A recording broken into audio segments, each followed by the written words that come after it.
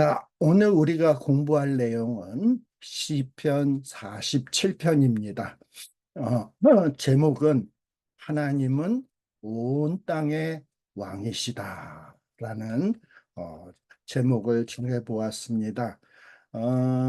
사실 우리가 이 시편을 공부하면서 참 시편이 어떻게 보면 쉬운 것 같으면서도 뭐 참 어렵다라는 생각이 들어요.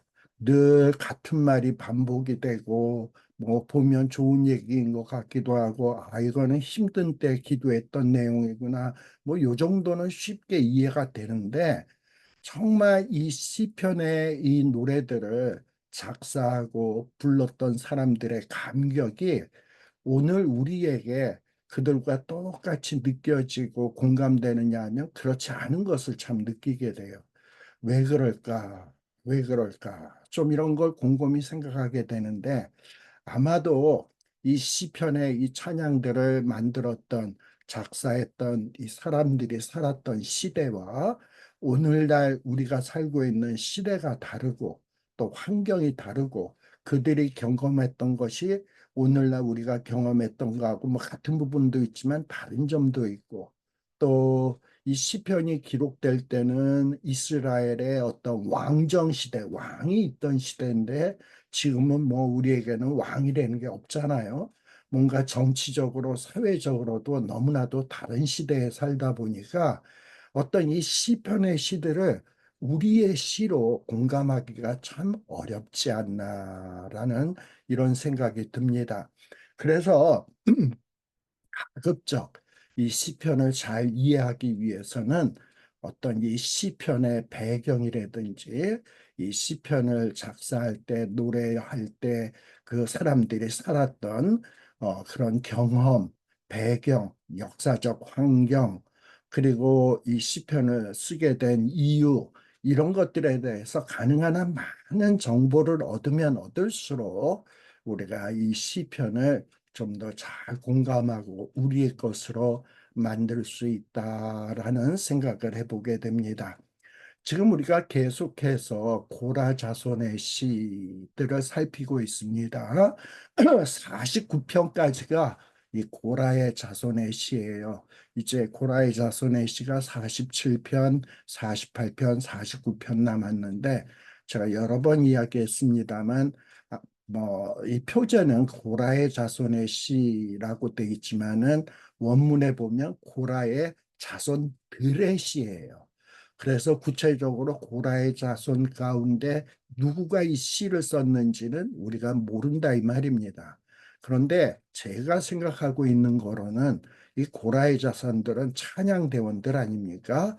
사실 이 시를 쓴 장본인은 다윗이 쓴 시인데, 그런데 다윗이 작사한 것인데 이 작사한 이 시를 고라의 자손들에게 주어서 이 고라의 자손들, 그 찬양대원들이 부르도록 한 노래가 아닐까, 저는 이렇게 생각하고 있습니다.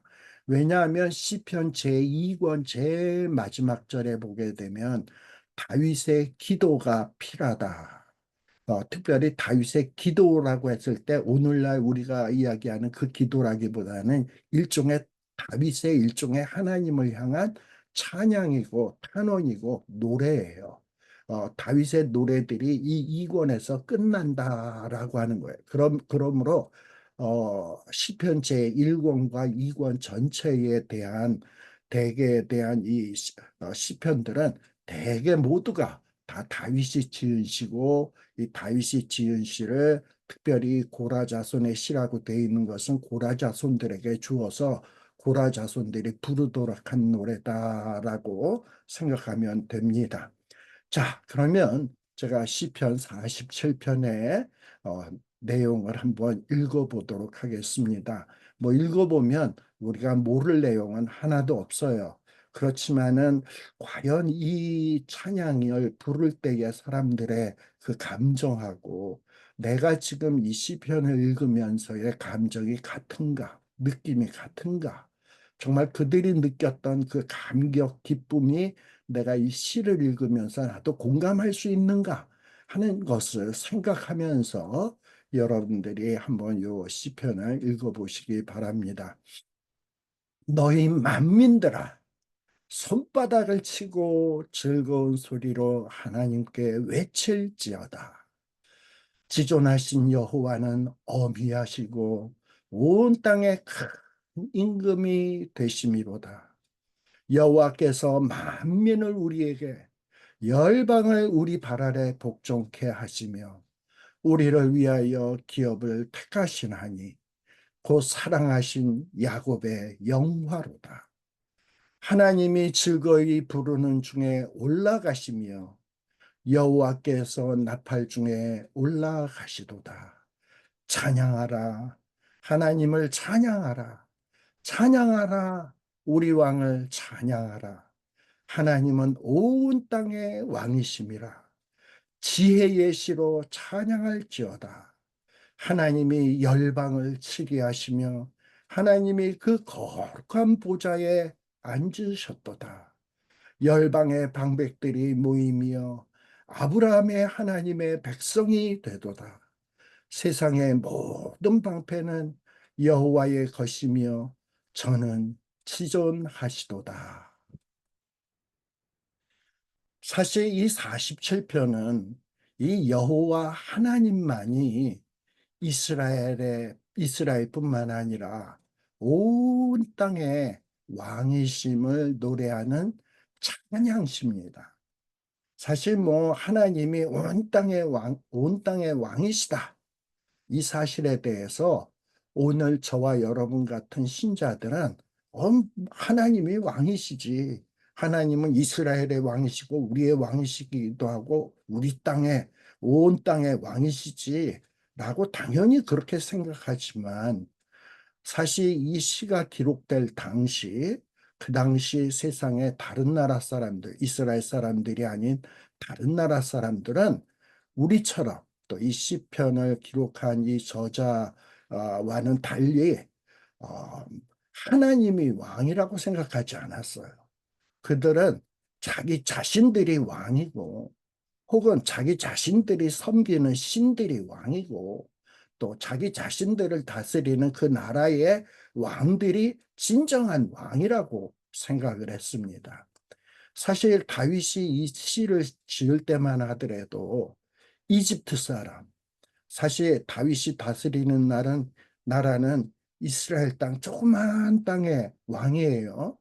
그런데 이집트는 얼마나 대단한 나라입니까? 근데 이집트 사람들이 온 땅의 왕이 여호와 하나님이다. 이거 인정하겠습니까? 절대 인정 안 하지. 어떻게 이집트와 같이 대단한 나라가 조그만 나라의 신인 여호와가 온 땅의 왕이다라는 것을 인정할 수 있겠습니까? 마찬가지 오늘날도 역시 마찬가지예요. 우리 신자들은 여호와 하나님이 왕이다라고 얘기하지만 이 세상에 우리와 더불어 살고 있는 세상 사람들에게 야 하나님이 온 땅의 왕이야. 하나님이 온 땅의 치리자야, 주관자야라고 얘기하면 콧방귀도 안 껴요. 우습게 여깁니다. 이건 오늘날도 마찬가지예요. 네. 자, 그런데 이 과거의 신자 다윗 그리고 믿음의 이스라엘 백성, 하나님의 백성들은 하나님이 왕이다. 온 땅의 왕이다. 라는 이런 믿음을 가졌습니다. 다윗은 정말 엄청난 시련과 환난의 삶, 고통의 삶을 살았어요. 그런데 다윗은 이런 엄청난 시련과 환난 중에서도 믿음을 다 갖고 있었어요. 하나님이 왕이시다. 그리고 이 왕이신 하나님이 나에게 약속을 주셨다. 나를 경고케 하신다고 했다. 그리고 나를 높이 들어주실 거라고 약속했다라는 이런 믿음을 갖고 있었어요. 그래서 지금은 힘들지만, 지금은 고난 가운데 살고 있지만, 하나님은 결코 나를 버려두지 아니하시고 약속대로 나를 지극히 높여줄 것이다라는 그리고 영광의 자리로 올려줄 것이다라는 이런 믿음을 갖고 있었습니다. 지금은 어려운 일을 당하고 있지만 지금 당하고 있는 시련, 고통, 환난 이런 모든 일도 합력해서 결국은 하나님은 선으로 이루어 주실 것이다라는 이런 믿음이 있었어요. 그래서 다윗은 어려울 때마다 환난 중에도 이러한 하나님께 피하고 있는 거예요. 하나님의 날개 아래로 피하고 있습니다. 이렇게 다윗은 하나님 앞에 피하면서 그리고 믿음을 가지고 시련을 극복해 나가면서 그의 어두침침했던 이 영혼의 눈이 점차로 열려지기 시작하고 장차 있어 놀라운 구원이 보여지기 시작하고 또 장차 이루어질 놀라운 영광이 보여지기 시작하는 겁니다.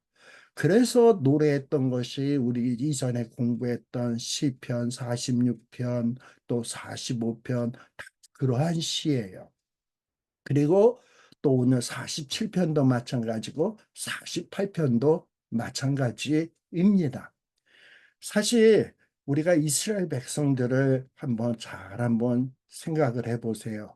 오늘 읽은 요 시편 앞부분에도 제일 마지막 절에 보게 되면 47편 9절에 보면 열방의 백성들이 모이며 뭐라고 돼 있냐?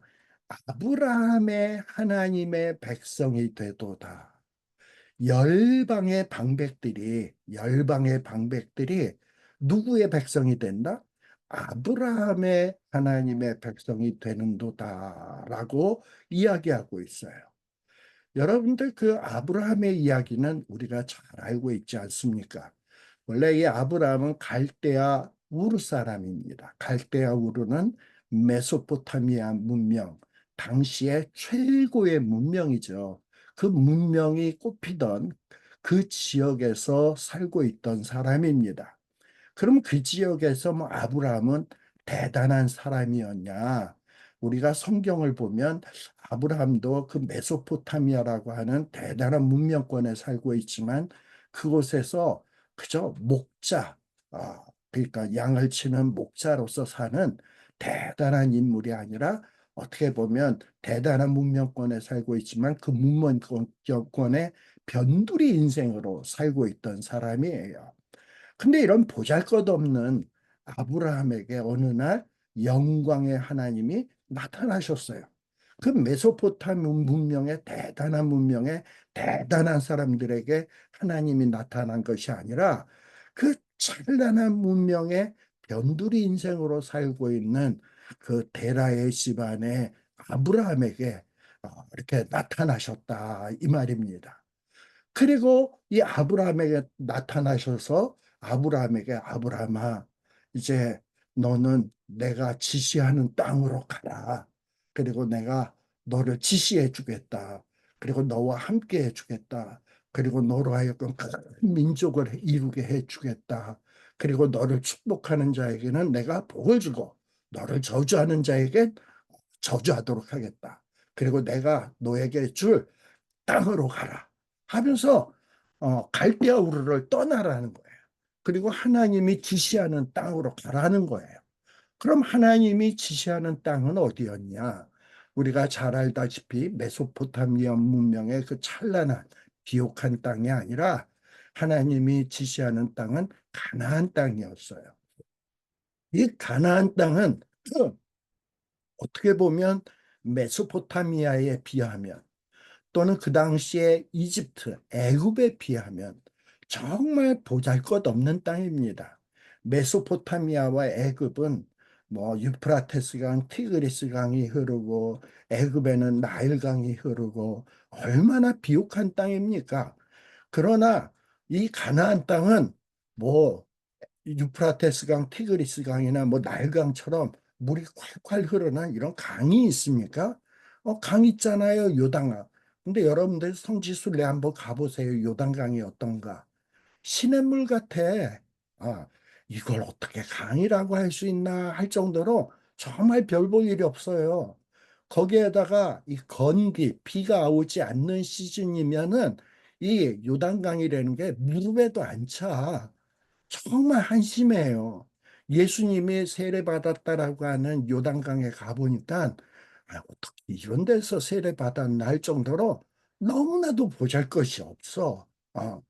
그러니까 이 가나안 땅은 뭐 대단한 땅이 아니에요. 별 볼 일 없는 땅인데 하나님이 지시하는 그 땅으로 가래. 어.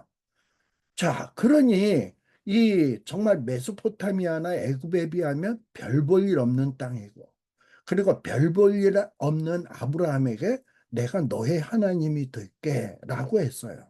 그리고 하나님은 그 당시에 메소포타미아 사람이나 그리고 이집트 사람에게 알려지지도 않았어요. 어. 자, 그런데 이런 하나님이 온 땅의 왕이다? 메소포타미아 사람들이 인정하겠습니까? 애굽의 사람들이 인정하겠습니까? 온 땅의 존귀한 사람들이 인정하겠습니까? 그런데 이 시편 제47편 마지막에 보면 열방, 온 세계에 있는 열방의 존귀한 자들, 방백들이 모였는데 모여서 이들이 결국은 뭐가 된다? 보잘것없는 아브라함, 보잘것없는 아브라함에게 주신 땅이 가나안이죠. 그럼 가나안의 하나님, 아브라함의 하나님의 백성이 된다. 열방의 그 존귀한 자들이 장차 이 보잘것없는 아브라함, 가나안의 하나님, 이스라엘의 하나님의 백성이 된다. 이게 당시에 이해가 될 법한 이야기냐 말이죠. 예. 그런데 이 시편의 기자는 이 47편의 9절, 이 열방의 모든 존귀한 방백들도 결국엔 어떻게 된다? 보잘것없는 아브라함의 하나님의 백성이 될 것이다 라고 노래하고 있다 이 말입니다. 창세기 12장에 보면 하나님은 분명히 이렇게 말씀하셨어요. 아브라함에게 뭐라고 얘기하냐? 너의 본토 친척, 본토는 어디입니까? 메소포타미아 문명. 근데 거기에 아비의 집을 떠나서 아비의 집도 대단한 집이냐? 별 볼 일 없는 집안이에요. 데라의 집안, 우상 말던 집안이에요. 근데 그 집을 떠나서 내가 지시할 땅, 가나안 땅, 별 볼 일 없는 땅으로 가라면서 하나님이 되게 생색을 내는 것 같아. 그리고 이런 별 볼 일 없는 땅으로 보내면서 하나님이 주시는 약속은 엄청납니다. 내가 너로 큰 민족을 이루게 해줄 거다. 너에게 복을 줄 거다. 내 이름을 창대케 할 거다. 너는 복의 근원이 될 것이다. 라고 얘기하는 거예요. 너를 축복하는 자에게는 내가 복을 줄 거다. 너를 저주하는 자는 내가 저주할 거다. 그리고 너가 지금은 별 볼 일 없는지 모르지만 땅의 모든 존귀한 족속들이 너 때문에 복을 얻게 될 것이다. 라고 얘기하고 있는 거예요. 별 볼 일 없는 아브라함이 이런 약속의 말씀을 딱 들었을 때 이게 믿어질까요? 이게 현실성 있다고 생각이 됐을까요? 사실 이 당시의 관점에서 이 이집트 문명, 메소포타 문명이 대단하던 이런 관점에서 하나님은 대단한 존재가 결코 아니었습니다. 사실 이 세상은 하나님 몰라. 여호와의 하나님의 능력을 체험하기 전에는 이 세상은 절대로 하나님을 제대로 알지 못합니다. 우리가 이것을 알 수 있는 것이 여러분들 그 이집트 문명에서 왕자로 교육받다가 그리고 애굽 사람을 때려치고 광야로 도망갔던 모세 아시죠? 예. 그리고 이런 모세에게 어느 날 하나님이 호렙산 가시떨기 나무 앞에 나무 가운데서 나타나셔서 모세를 부르시고 야, 너 이제 내 백성을 내가 이집트에서 끄집어내야 되겠으니 너는 이집트에 애굽에 가서 바로에게 내 백성 내놓으라고 가서 얘기해라. 그랬더니 하나님 내가 가서 그렇게 얘기하면 뭐 바로가 순순히 보내주겠습니까? 바로가 뭐 하나님에 대해서 제대로 알기는 압니까? 이러고서 막 반문을 해요. 그랬더니 하나님이 주시는 말씀이 출애굽기 5장 2절에 보면 뭐라고 얘기하냐? 바로가 이 모세가 하나님의 백성 내놓아라. 우리가 나가서 하나님 앞에 예배 드려야 된다. 이러니까 바로가 뭐라고 얘기하냐? 어, 바로가 이르되 여호와가 니네가 섬기는 여호와가 누구이기에 야 여호와가 누구냐? 뭐 여호와가 내 백성 내놓으라고? 여호와가 누군데? 내가 그 목소리를 듣고 내가 이집트의 왕인데 나의 노예 이스라엘을 보내겠냐? 내가 미쳤냐? 나는 여호와를 알지 못한다. 나 여호와에 대해서 알지도 못해. 내가 알지도 못하는 신이 뭐 보내라 그런다면 내가 척하고 내보내니? 나 이스라엘 결코 보내지 아니하리라. 라고 아주 당당하게 바로가 이야기를 해요. 예. 자, 그런데 어떻게 되었습니까? 아, 하나님께서 이런 하나님을 모른다고 하는 바로에게 본때를 보여주죠. 이집트에 10가지 재앙이 일어나게 하고 정말 바로에게 대해서 레프트 라이트 막 이래가지고 바로가 KO 될 때까지 무시무시한 하나님의 능력으로 이집트 땅에 재앙이 임하는 것을 맛보기 시작합니다. 이로 인해서 여호와를 알지 못했던 바로가 여호와의 그 능력을 체험하고 여호와 하나님을 두려워하게 되고 마침내 어쩔 수 없어서 이스라엘 백성을 내어놓게 되는 이러한 이야기를 우리가 잘 알고 있지 않습니까? 그리고 마침내 홍해에서 정말 홍해가 갈라지는 놀라운 기적이 일어나고 이스라엘 백성들은 마른 땅같이 그 홍해를 쭉 건너고 뒤에서 추격해 오던 이 바로의 군대들은 이 홍해 바닷속에 수장당하는 끔찍한 일이 발생되지 않습니까? 그러면서 하나님께서는 이 홍해를 건넜던 이스라엘 백성들에게 말씀하세요. 모세를 통해서 말씀하세요. 근데 하나님이 모세를 하나님 앞에 부르시고 그래서 모세가 하나님 앞에 올라가니까 여호와께서 산에서 모세를 불러서 뭐라고 이야기하냐? 너 이제 이 산에 내려가면 이같이 야곱 족속이 어떤 족속이에요? 야곱이 간사하고 그야말로 요랬다 저랬다 하는 사람 아닙니까? 조상 야곱이 그러했다면 그 후손들도 정말 요랬다 저랬다 하고 간사 족속들이에요. 그런데 이런 간사한 야곱 족속들에게 가서 이렇게 말하라는 거야. 이스라엘 자손들에게 이렇게 고하라는 거야. 나의 애굽 사람들에게 내가 어떻게 행하였는지 너네들 이집트에 있을 때 너희들이 비록 노예였지만 그리고 너희들의 주인이고 너희들의 지배자였던 애굽 사람들에게 내가 어떻게 본때를 보여줬는지 너희들 다 봤지. 내가 어떻게 행하였는지 봤지. 그리고 이 광야에서 너희를 어떻게 독수리 날개로 너희를 업어 내게로 인도하였는지 너희들의 눈으로 생생히 보았지. 이렇게 가서 전하라는 거예요. 그러면서 뭐라고 이야기하냐? 이 메소포타미아 문명, 이집트 문명 사람들은 인정할지 않을지 인정 안 하겠지만은 이 온 세계는 이 온 세계 사람들은 인정하든 안 하든 간에 이 온 세계는 다 내게 속했다. 그리고 너희는 뭐 야곱 족속이고 어떻게 보면 별 볼 일 없는 아브라함의 후손이고 이런지 모르지만 너희들이 이제부터 내 말을 잘 듣고 내 언약을 잘 지키면 너는 열국 중에서 내 소유가 될 것이다. 그리고 너희가 내게 대하여 제사장 나라가 될 것이다. 그리고 거룩한 백성이 되리라. 그러면서 모세에게 너는 이 말을 이스라엘 자손에게 고할지니라 라고 이야기를 했습니다. 과연 이 말을 모세를 통해서 들었을 때 이스라엘 백성들은 지금 어떻게 보면 홈리스 아닙니까? 그래도 조금 전까지만 하더라도 이집트에서 최고의 문명권에서 살던 사람들이 이제 그 문명권을 벗어나서 홍해를 건너서 정말 썰렁한 광야에서 이리저리 유리하고 방황하는 사람 아닙니까?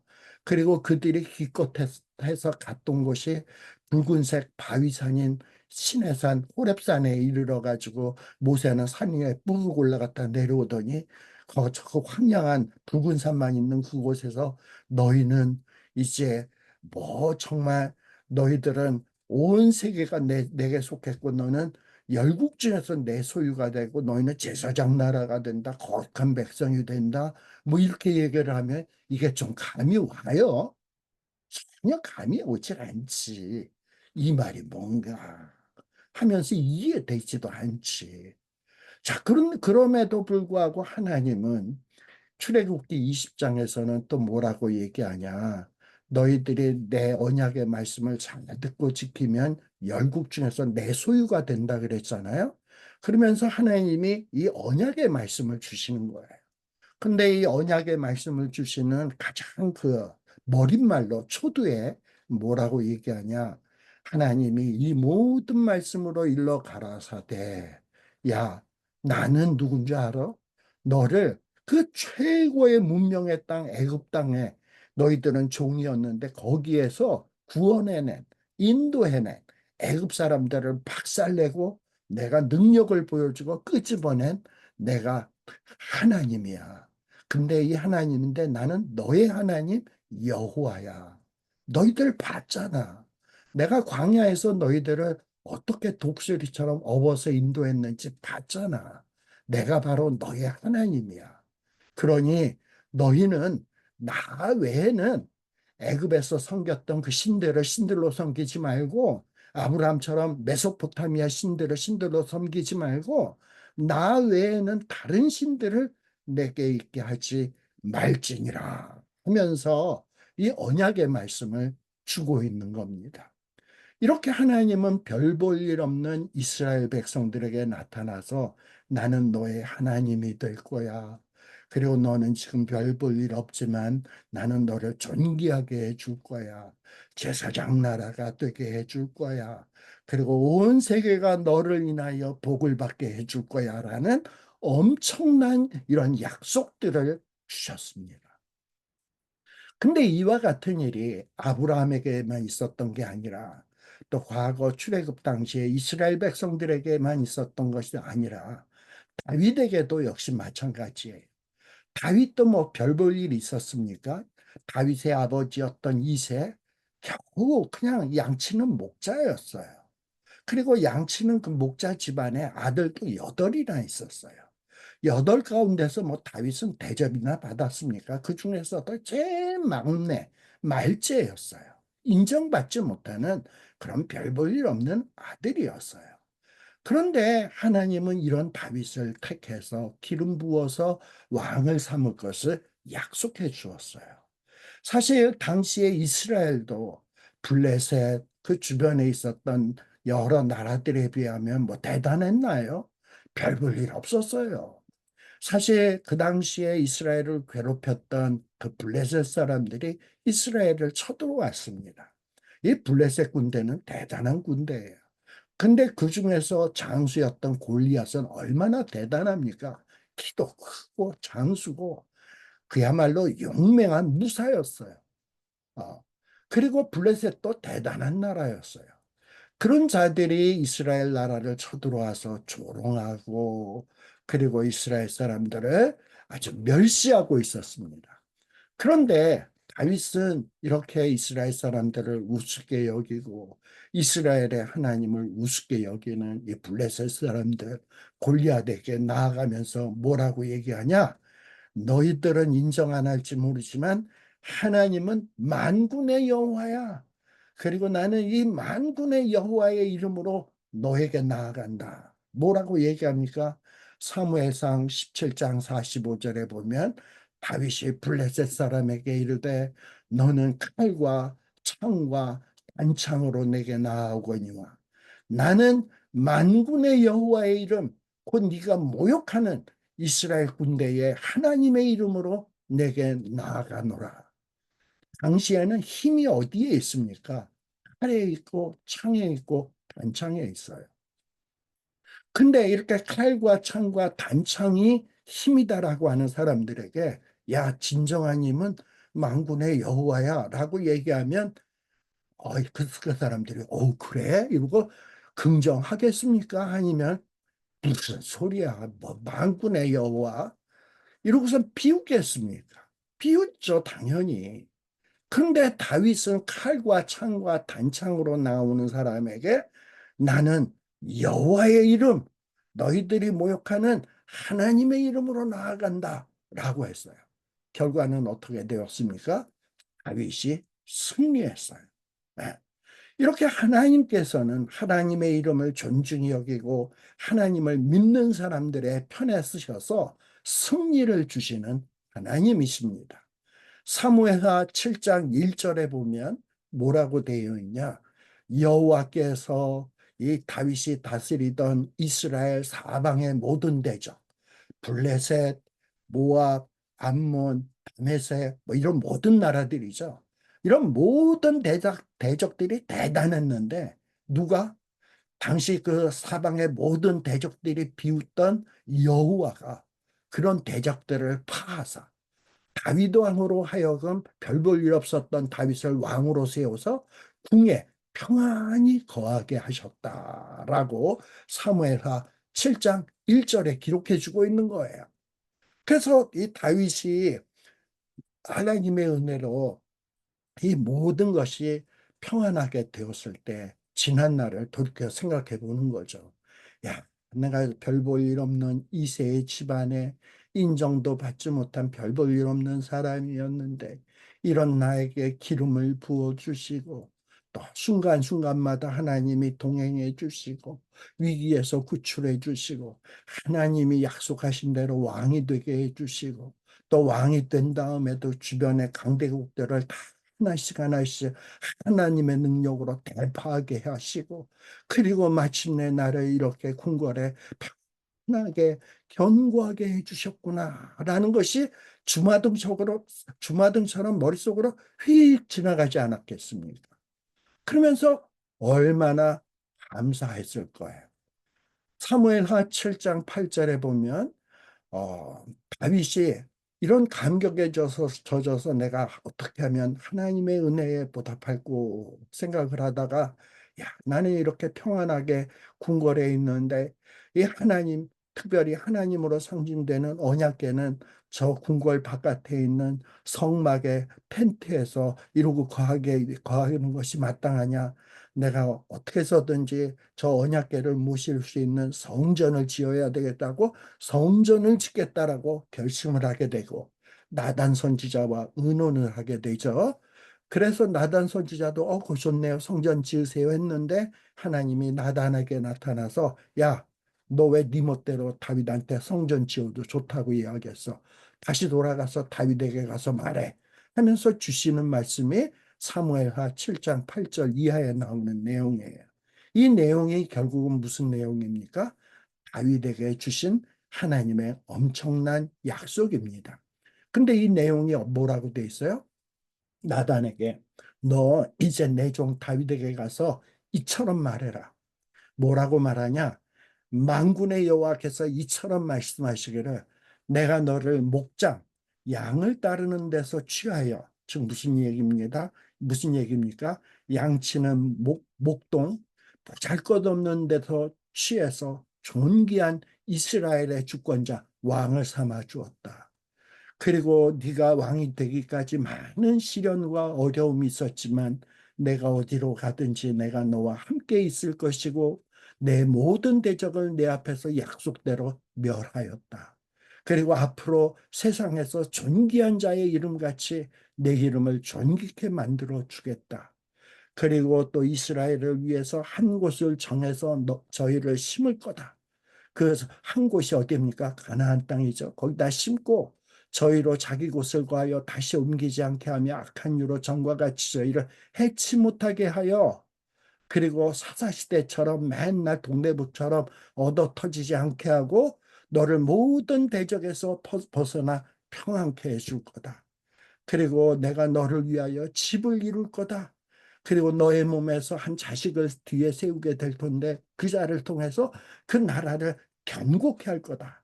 그리고 너의 몸에서 날짜를 통해서 그를 통해서 내 이름을 위해서 집을 건축할 거고 그 나라의 위를 영원히 견고케 해줄 거다. 라고 약속을 했어요. 자, 이 약속 중에 몇몇 약속들은 다윗 시대에 이미 이루어진 것도 있고 아직 이루어지지 않은 것도 있어요. 그리고 아직 이루어지지 않는 것은 먼 장래에 다윗의 몸에서 날짜 예수 그리스도를 통해서 이루어질 메시아의 나라에서 이루어질 일들이에요. 그런데 다윗이 이런 약속을 딱 받았을 때 이것이 척하고 믿어지겠습니까? 하나님이 나를 영원히 경국해 줄 거야? 하나님이 나를 위해서 집을 건축해 줄 거야.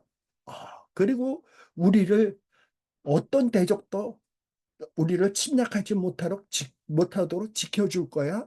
물론 어렴풋이 이것이 느껴지긴 합니다만은 완전하게 믿어질까요? 그런데 다윗은 파란만장한 삶을 살아오면서 맞아. 하나님이 약속한 대로 내가 그 사울에게 쫓길 때 그리고 블레셋에 망명 갔을 때 그 위기 상황에서 하나님이 나와 함께 하셨지, 지켜주셨지, 돌보아 주셨지, 보호해 주셨지, 이런 것을 떠올리면서 맞아, 맞아, 맞아. 하나님은 약속을 지키시는 분이야. 하나님이 나에게 이런 약속을 주셨으면 반드시 이루어 주실 거야. 믿습니다, 믿습니다 하면서 영안이 막 열려지면서 장차 올 영광이 보여지기 시작하고 장차 하나님의 성소에서 이루어질 혼인잔치가 보여지기 시작하고 이전까지는 내가 현재 당하는 고난만 보였는데 장차 올 영광이 보여지면서 현재 당하는 고난은 아무것도 아닌 것처럼 여겨지기 시작하는 이런 믿음의 눈이 열려지기 시작했다 이 말이에요. 무엇 때문에 이런 믿음의 눈이 열려지기 시작합니까? 하나님이 약속하신 대로 자기의 삶을 보니까 이루어졌거든. 주변의 모든 나라를 그 목동이었던 별 볼 일 없는 자가 왕이 되어서 주변의 모든 나라를 정복하고 나라를 경고케 하게 되었거든. 그래서 여러분들 사무엘하 8장에 보게 되면 다윗이 당시에 주변에 정복했던 나라들, 땅들의 명단들이 쫙 나와. 자그만치 막, 어, 많은 왕들을 점령하고 그들에게 조공을 받는 이야기가 사무엘하 8장에 나온다 이 말이에요. 자, 이렇게 다윗은 자기에게 이루어진 일들을 쫙 생각하면서 감격에 겨워서 부르는 찬양이 뭐냐? 바로 이 시편 47편이다. 당시 사람들은 골리앗도 그랬고 블레셋 사람도 그랬고 주변에 있는 모든 나라 사람들이 여호와가 온 땅의 왕이다 그랬대. 웃기지 마라. 온 땅을 다스리는 건 칼과 단창과 방패이지 우리들의 신들이 이제 어떻게 너희가 코딱지만한 나라의 신인 여호와가 어떻게 온 땅의 왕이냐. 웃기지 마라. 비웃었잖아요. 그런데 다윗이 살아오다 보니까 하나님께서 기적을 베푸셔서 이 다윗을 통해서 주변의 모든 것들을 점령하면서 모든 것을 보여주셨잖아. 그러다 보니까 다윗이 믿음의 눈이 열려져서 뭐가 보이기 시작한다? 아, 정말 하나님이 온 세상의 왕이라 그랬는데 다른 나라 사람들은 이것을 인정하지 않고 비웃고 조롱했는데 정말 하나님이 온 땅의 왕 맞다. 맞아, 맞아. 이런 감격이 생겨서 불렀던 찬양이 뭐냐?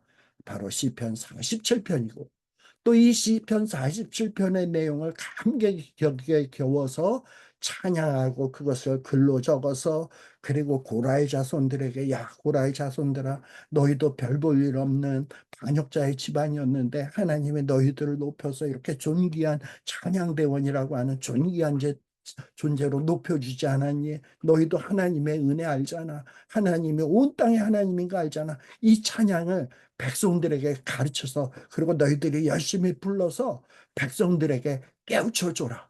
그러면서 고라의 자손들에게 부르도록 한 찬송이 뭐냐? 바로 이 시편 47편이다라는 겁니다. 그래서 어떤 이런 배경적인 내용을 우리가 좀 갖고 이 시편 47편을 읽어야 다윗이 이래서 이렇게 고백을 하고 이렇게 찬양을 하는구나 라는 게 마음에 와닿지. 이런 배경적인 지식에 대해서 관심도 없고 아무 생각 없이 그냥 이 시편 47편의 말씀을 쓱 읽으면 하나님이 왕이야? 온 땅의 왕이야? 그런가 보다. 그래 온 땅의 왕이라 그래. 나는 별로 인정할 수 없어. 이러면은 이 시편을 읽으면서 전혀 감격도 없고 공감도 없고 은혜되는 것도 없다 이 말입니다. 그래서 우리가 이 시편을 잘 알기 위해서는 이런 이스라엘 백성들이 갖고 있었던 생각, 그들이 경험했던 것, 또 다윗이 살아왔던 그 환란의 시련 많은 그 기간들, 그리고 그 기간을 어떻게 극복했는지, 그리고 무엇을 깨달았는지 하는 것에 대한 어떤 배경적 지식을 가지고 다윗이 지은 시를 읽을 때에 아, 다윗이 이래서 이렇게 찬양하는구나 라는 것을 공감할 수 있고, 그리고 그것을 공감할 때 이 찬송이 별 볼 일 없는 나를, 나 같은 죄인 살리신 그 은혜 고마워. 우리도 그렇게 찬양하잖아요. 뭐 다윗도 파란만장한 삶을 살았지만 우리도 파란만장한 삶 살았고 우리도 별 볼 일 없는 인생 아니었습니까? 그런데 지금까지 지내온 나를 뒤돌아켜 생각을 해보면 걸음걸음마다 다 하나님이 인도해 주신 은혜의 손길들이 있잖아. 그리고 하나님은 얼마나 놀라운 일들이 이루어졌는지 우리가 경험했잖아. 그래서 우리들이 이런 은혜를 체험하고서 결국은 뭐라고 고백합니까? 하나님이 나의 왕이십니다. 하나님이시야말로 이 온 땅의 왕이십니다. 이 하나님을 찬양합니다라고 찬양하는 것 아니겠어요? 네. 그래서 이런 마음을 가지고 우리가 앞에 시편 47편을 읽었습니다만, 이런 배경적인 생각을 가지고 다시금 이 시편 47편의 말씀을 제가 한번 다시 읽어보도록 하겠습니다. 이 다윗이 뭐라고 얘기합니까? 만민들은 이스라엘 백성들을 조롱하고 이스라엘 하나님을 조롱하던 사람들이에요. 그런데 이제 다윗은 당당하게 뭐라고 얘기합니까? 너희 만민들아, 손바닥을 치고 즐거운 소리로 하나님께 외칠지어다. 지존하신 여호와는 어미하시고 온 땅에 큰 임금 되심이로다. 여호와께서 만민을 우리에게, 열방을 우리 발 아래 복종케 하시며 우리를 위하여 기업을 택하시나니 곧 사랑하신 야곱의 영화로다.